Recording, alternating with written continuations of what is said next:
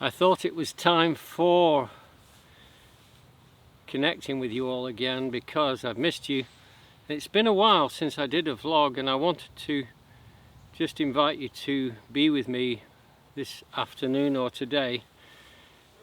So it's 1:30 and I'm by a pond that I come to every day pretty much, and I come here mostly because I want to do some bird watching.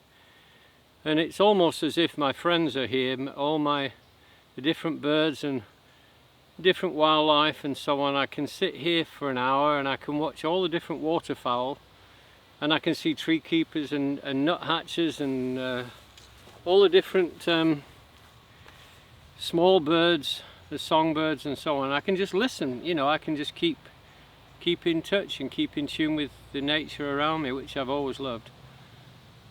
But you know, I've got a little bit longer hair now, longer than I've had it in probably 30 years. Whether I'll keep it long or cut it short, I don't know really. I kind of like it a little bit longer. It takes me back to my youth when my dad was telling me to go and get a haircut because I wanted long hair, because I might want to become a hippie or something, or be accused of it, or I might be following the Beatles or the Rolling Stones or something like that. Anyway, here I am by the pond, and I've watched this pond develop this year. So I've been coming here now for almost a year, but really only started to sit and wait. So I sit here sometimes for an hour. I bring a coffee with me, I bring my lunch sandwich with me, or some cottage cheese and some olives, and I sit here and I just enjoy nature, and I can feel peace coming over me. This is a pair of tufted duck that just arrived on my pond, and I haven't seen them here before, which is nice. They're obviously paired off and they're perfectly content. They're about 10 meters from me right now. So if they're paired off and they're looking for a nesting site, that's going to be wonderful. When I come here, I find a place, a seat, somewhere I can rest and not disturb the surroundings, not disturb the wildlife, and I just kind of pivot my head slowly and make slow moves, and then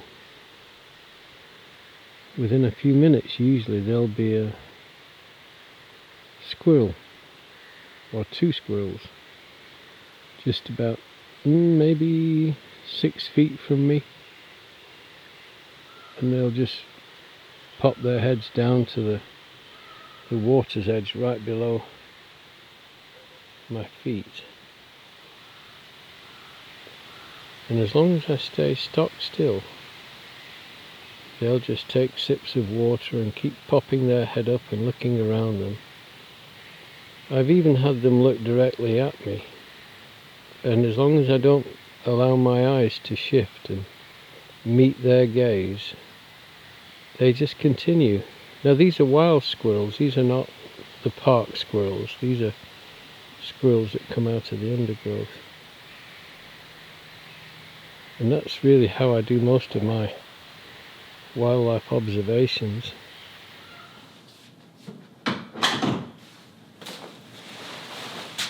That was a great walk. All the birds and the wildlife and everything I love so much, right there on my doorstep, which was perfect. So wash my cup out after.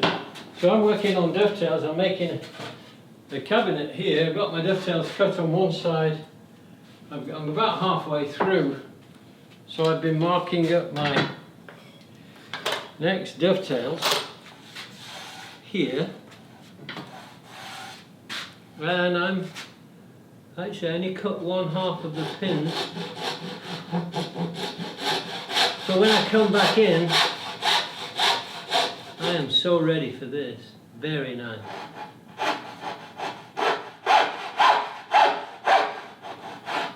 You know, the first 5 strokes when you start a saw, those first 5 strokes are critical to the whole direction of the saw, because once you're in, and you've established those first 4, 5, 6 strokes, you can't change course easily, you have to back out of the cut. So I've got my angle and I drop my hand to follow the line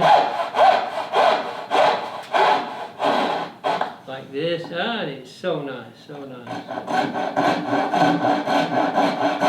One thing, I just made a little wedge that goes in here between the bench and the piece of wood I'm cutting. When it gets extended that far away,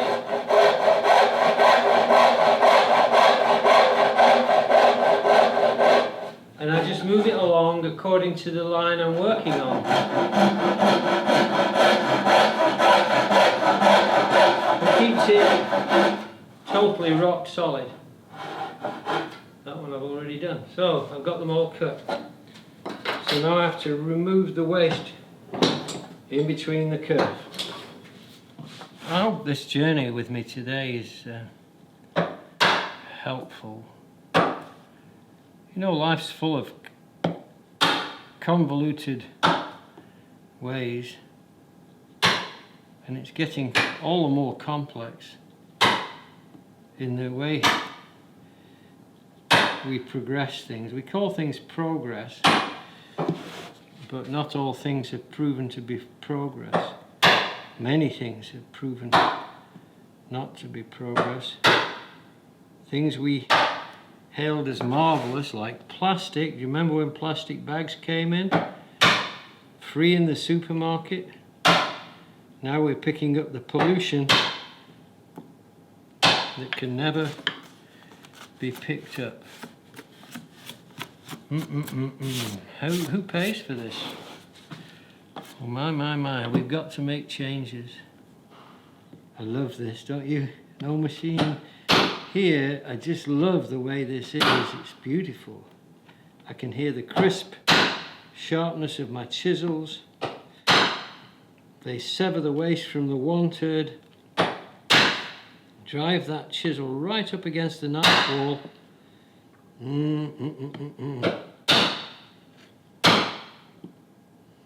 What do I do next? When I've gone on each one and done my vertical cuts, why? This is all economy of motion. Then I come back down, leave it where it says, just chisel with the bevel down again and lever. And that's gone down about 3/16 of an inch. And that removes the part that the bevel is restricted by. I won't go all the way to the end, but now I would go back in here, another vertical cut. This is taking me to about halfway through, and then I flip over and do exactly the same from the other side. These patterns are so important. We all need patterns in our life. And we need patterns because that's what establishes our character. Just as I'm giving these dovetails their character, when we look at life and we go out into nature, we talk to our children, we raise them up, give them good values. We're setting patterns for everything we do. They may not all be the perfect pattern. I don't know what is the perfect pattern, but we still have to do it, don't we? So, more dovetails to cut yet. When I look at the haulberries in the clusters all over the hawthorn, it just takes me right back to my childhood when we used to gather them for artwork in class and nature study and all kinds of things. That was what I loved the most about school, but it all stopped when I was at an age when I could really fully understand it, you know.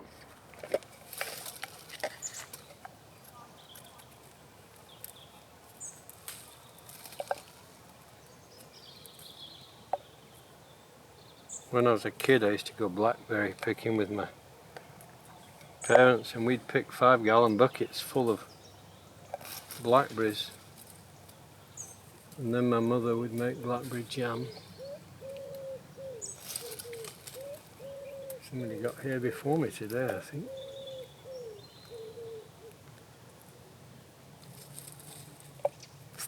But I've always loved blackberries. They're a free resource for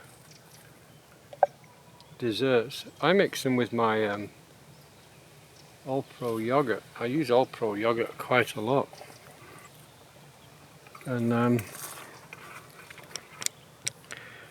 do like that. Yogurt is very nice. It's not really yogurt, of course. It's non-dairy, so.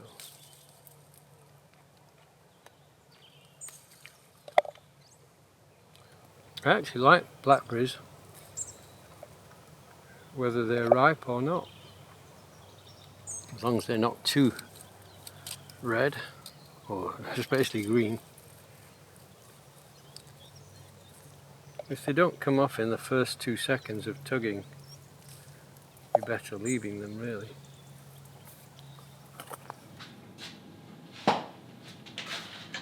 Hi everybody.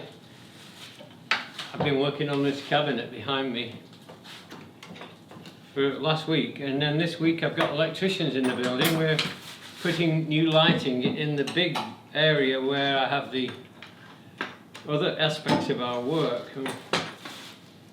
And so I've got we've put a staircase in that takes us through to upstairs above here, where we can use a room that we've had for a variety of things. Mostly though it's been used for filming, or for photography, so we could photograph the pieces that we make. Hey gang, I thought I'd bring you in here. This is a big area where we've worked in that very top corner for a little while, and this is where we do the book distribution for the for essential woodworking with hand tools. And I just thought I'd show you what we're doing, because a little bit of a different development here, because this bank of shelves we've always had, and this is where I stored all the archive of tools and projects and things that I've made and prototypes and things like that. And but I've been rejigging everything, because I've gone through every tool that I own, and I have identified them, categorized them, and put them into storage boxes, and then computerized all the lists so that we can instantly find, if I say I need a Veritas low angle, bevel up plane, jack plane joint or whatever, I can find it straight away. If I'm looking for an 1887 distance saw, I can find it. If I'm looking for, you know, a vintage Stanley plane with a rosewood handle, it's all identified to that degree. And that's what I wanted. So we've done that with these boxes. Not all the boxes are in place yet. You can see the middle section is a little bit of a mess. But we also, you know, I don't know, recently I managed to re-establish all the copyright and intellectual property on publications that I wrote 20 and 25 years ago, and now they're completely back in my possession. I own everything about them, and we're planning on printing them. So we've ordered a printing press, a digital printing system. We've got the binder, we've got the creaser, the thing that folds the corners on the covers, all the pages, and then also we've got the guillotine for cross-cutting to size digitally, so it comes out exactly the size within fractions of a millimetre. And then this long area here is where the bigger press is going to go, the printing machine. This is a very different vlog for me, really. This is Hannah's workbench and workstation, and this is Jack's. It's a bit of a wreck because we just had electricians putting all this electricity in and lights in, because winter is coming, and after 4 o'clock we didn't have lighting in here, so it got quite dark. I'm not going to show you my area, which is just below here, because everything got piled on there when the electricians were here, and things have not got put back there. This is the sharpening station area, and metal working really, and then this is the sharpening station. So we do different things here, wood. But look, we cleared up all this area down at this end. We've just put this flight of stairs in for a good reason, because we needed access to upstairs from out here. COVID has caused us to create a one-way system in some ways, for moving past people because our office is long and narrow. But these are strategic workbenches. Izzy works here. Her bench is a bit like mine at the moment. Everything got dumped. And then this is the new printing equipment, some of it. So we've got creaser, we've got a binder, we've got a guillotine, and we've got this long area here is where the press will go. And guess what? This is a very exciting time for us because we're going to start printing our own booklets on woodworking and sending them out all over the globe, hopefully. So this is going to be an exciting phase in our development. We've been working on this for a few months. So all of this is this is what we used to call what did we call it? Kind of like a warehouse, really. But we had teaching at the far end. And then the staircase took a chunk of space, but we're able to use the underside of it, so it didn't really take any space at all. We've had to redirect air conditioning. We've had to put, like we say, the new lights in here. So the lights are pretty nice now. So this is one half of the lighting is here. So they will give us a really good even distribution of light. And then all the way down here. These are not on because, of course, you've got these nice skylights which give us 90% of our lighting comes from that, which is very nice. And then we have this, so we're really floodlit down here now. So we have as much light as we ever need, really. So I'm really happy with the development. And this is what's happened during COVID, apart from all the other things, Paul becoming a videographer in some level, having to fill in the gaps because the videographers couldn't come in for a period. So I was doing it and then delivering SD cards and throwing them on a grass verge, and somebody else, Natalie, was picking them up. So we've just got rid of the electricians, which is nice. They did a sterling job, they got everything in place for us. And so we're ready to start rolling the presses almost. We're nearly there. It's exciting, isn't it?